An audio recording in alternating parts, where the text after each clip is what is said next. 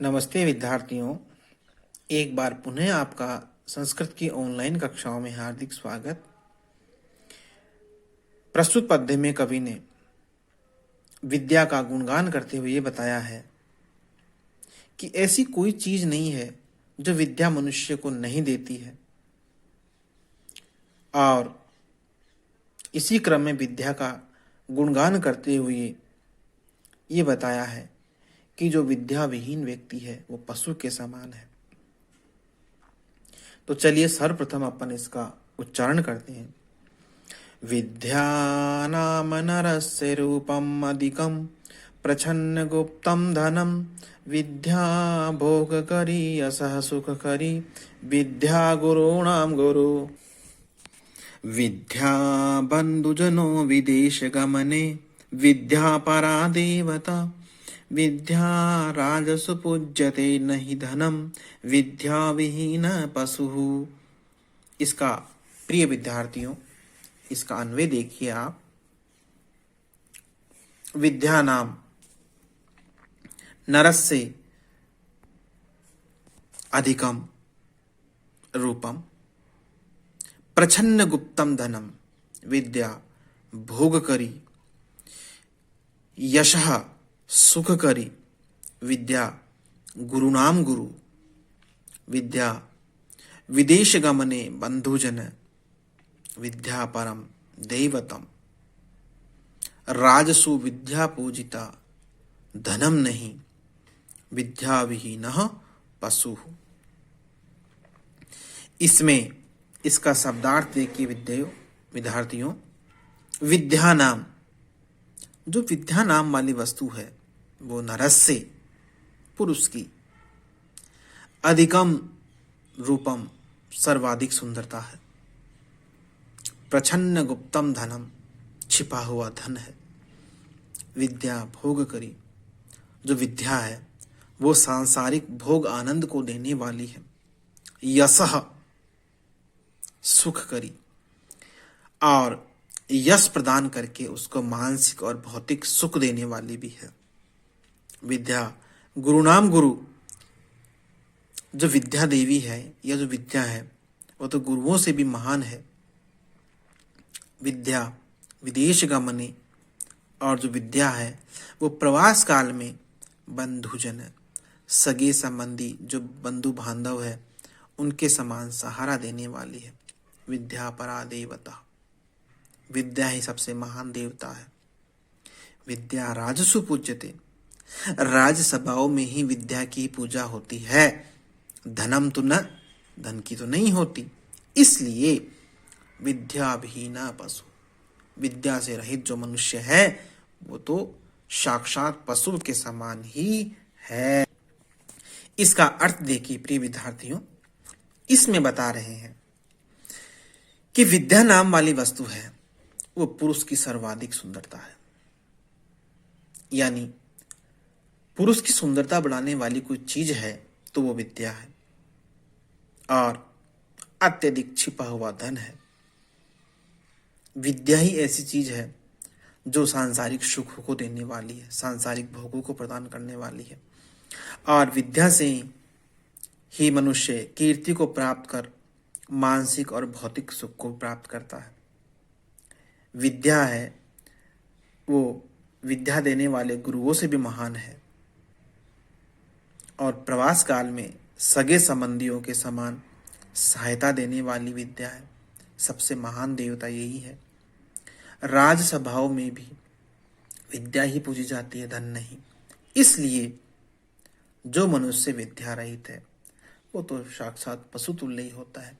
संक्षेप में इसका सार रूप में मैं आपको बताना चाहूंगा विद्यार्थियों कि संसार में ऐसी कोई चीज नहीं है जो विद्या हमें देती नहीं है। जैसे कवि ने बताया है कि सभी सुखों को देती है, शारीरिक और मानसिक शांति को प्रदान करती है, हमारे यश को बढ़ाती है। हम कहीं बाहर जाते हैं या प्रवास काल में जाते हैं तो जिस प्रकार बंधु बांधव हमें सहायता देते हैं उसी प्रकार हमें सहायता देती है। जो हमारे गुरु है उन हमें ज्ञान देने वाले गुरुओं से भी बड़ी ये गुरु है, और प्रिय विद्यार्थियों, कोई भी सभा मान लीजिए या राज्यसभा मान लीजिए, वहां विद्या की ही पूजा होती, धन की पूजा नहीं होती है। इसलिए ज्यादा से ज्यादा विद्या अर्जित करने का प्रयास करते रहना चाहिए, क्योंकि इस पद्य में के माध्यम से कवि ने यह बताया है कि विद्या विहीन मनुष्य तो एक पशु तुल्य ही होता है।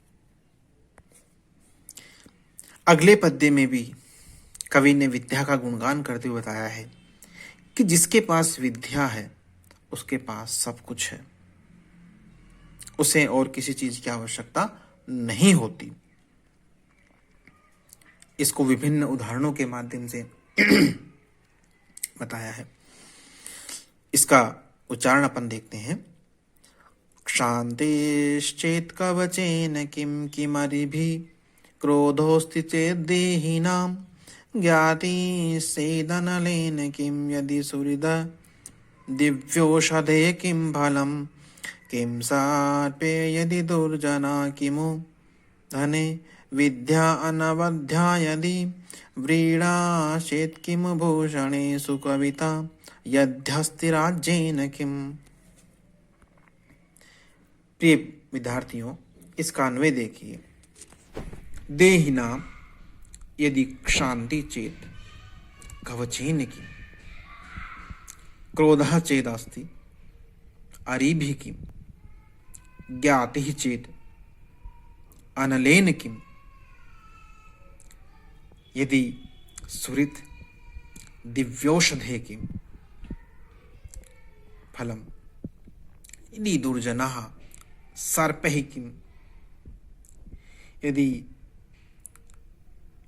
अनवद्या विद्या धनैः किम, व्रीडा चेत् भूषणैः किम, यदि सुकविता अस्ति राज्येन किम। इसमें इसका शब्दार्थ देखिए प्रिय बच्चों।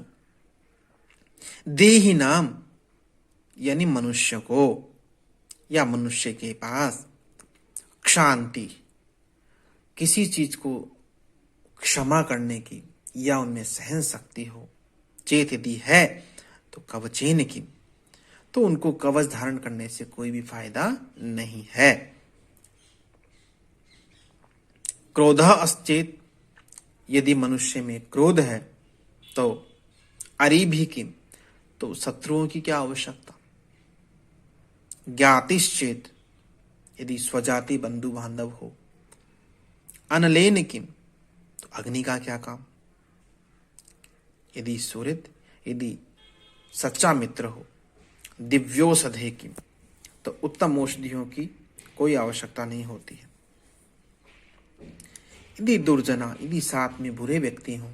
सर्पई किम, तो सांपों की आवश्यकता नहीं होती। सांपों का काम वो दुर्जन व्यक्ति कर देते हैं।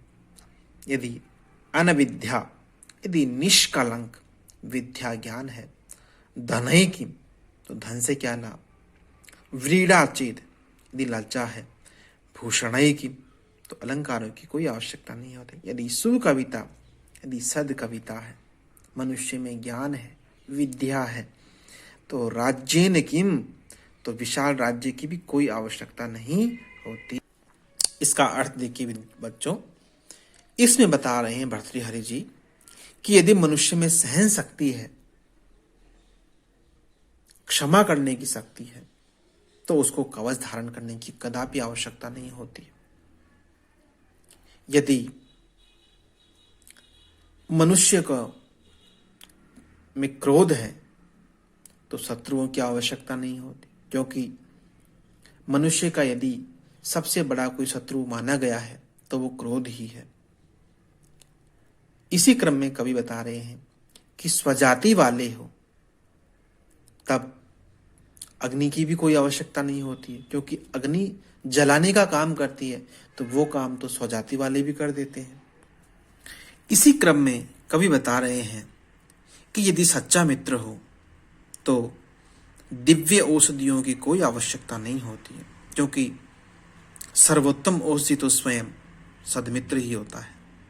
और यदि दुर्जन व्यक्ति साथ में हो तो सर्पों की भी कोई आवश्यकता नहीं होती, क्योंकि सर्पों से भी भयानक काम तो दुर्जन व्यक्ति कर देते हैं। किंतु यदि निष्कलंक विद्या मनुष्य के पास है तो उसको अन्य धनों की कतई आवश्यकता नहीं होती। इसी क्रम में बता रहे हैं कि यदि लज्जा है मनुष्य के पास तब दूसरे आभूषणों की कोई आवश्यकता नहीं होती, क्योंकि लज्जा को ही भारतीय संस्कृति में सर्वोत्तम आभूषण माना गया है। और यदि मनुष्य के पास सुंदर कविता या साहित्यिक योग्यता है या अपन यूं कहें विद्या है, ज्ञान है, तब उसे विशाल राज्य की भी कोई आवश्यकता नहीं होती है।